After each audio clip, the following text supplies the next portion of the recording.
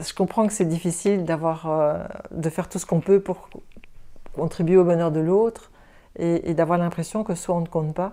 Parce que surtout quand on donne beaucoup, on a envie que l'échange soit fluide et c'est plus nourrissant.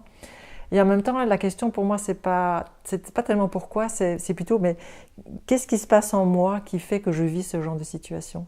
Et pour moi, l'invitation, c'est d'aller regarder déjà comment tu te traites toi-même. Est-ce que toi, tu comptes pour toi? Est-ce que toi, tu as tendance à tenir compte de tes besoins?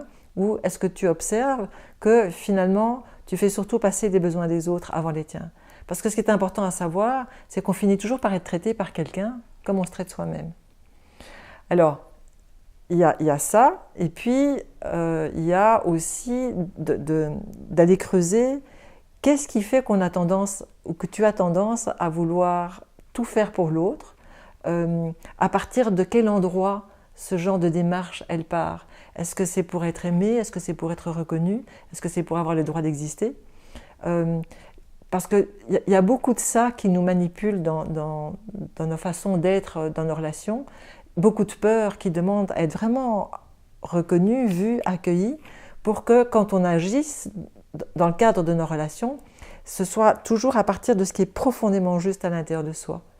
Et là, à ce moment-là, comme par hasard, on fait souvent moins, d'ailleurs pour les autres, mais on le fait d'une façon beaucoup plus juste, beaucoup plus avec le cœur qu'avec le sens du devoir ou à cause des peurs. Et le retour, alors, se fait très différent aussi.